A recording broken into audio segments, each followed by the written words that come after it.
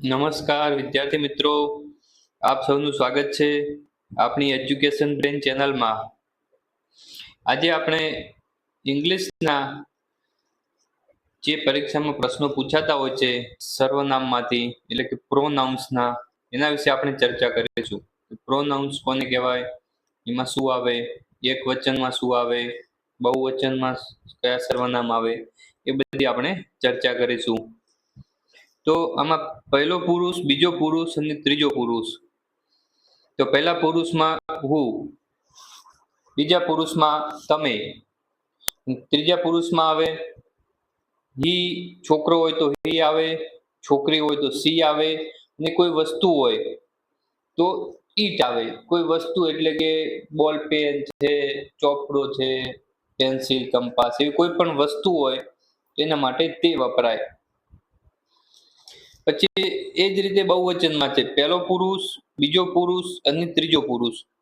તો પહેલો પુરુષ એટલે કે અમે, વી, પહેલા પુરુષમાં વી આવે, બીજો પુરુષમાં યુ આવે, ત્રીજા પુરુષમાં ધે આવે, તે એટલે તેઓ।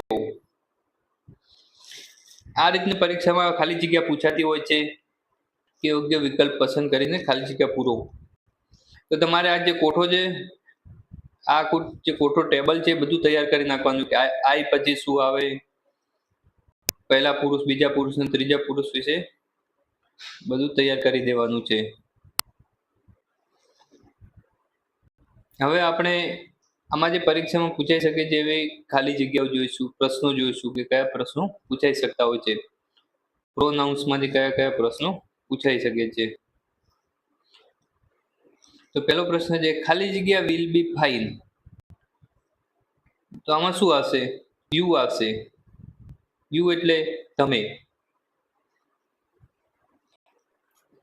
આઈ વિલ આપ્યું છે એટલે યુ આવશે, યુ વિલ બી ફાઇન। બીજો પ્રશ્ન છે, ખાલી જગ્યા ઇઝ એ ગુડ ગર્લ। તો આઈ ના આવે, વી ઇઝ પણ ના આવે, યુ ઇઝ પણ ના આવે, શું આવે, સી ઇઝ। સી જ કેમ આવ્યો, કેમ કે ગર્લ છે એટલે। છોકરો હોત તો હી આવોત। ત્રીજો પ્રશ્ન છે, mister Ramesh is a teacher. Mister Ramesh છે શિક્ષક છે। ખાલી જગ્યા ઇઝ ગોઈંગ ટુ સ્કૂલ। તો ખાલી જગ્યા ઇઝ ગોઈંગ ટુ સ્કૂલ, તો કે કોણ સ્કૂલે જાય છે, તો હી આવશે। અહીં રમેશ છે, છોકરાની વાત થાય છે એટલે હી આવશે। રમેશ શિક્ષક છે, તે શાળાએ જાય છે એટલે હી આવશે। ચોથો પ્રશ્ન છે, ખાલી જગ્યા ઇઝ માય અંકલ।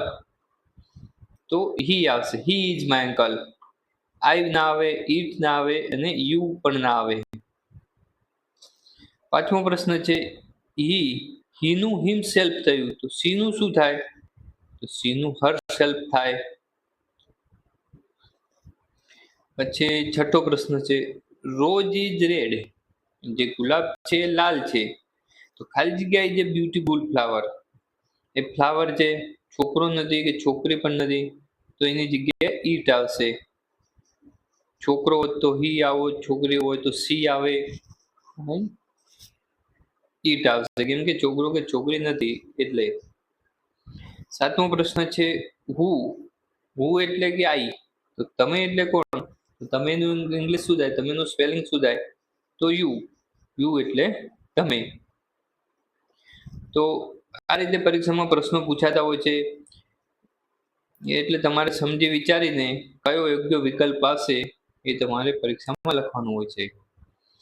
તો હવે આપણે સર્વનામ વિશે જાણ્યું। હવે આપણે આગળના વિડીયોમાં મળીશું। ત્યાર સુધી તમને જો મારો આ વિડીયો ગમ્યો હોય તો મારી ચેનલને લાઈક, શેર અને સબસ્ક્રાઈબ કરી દો।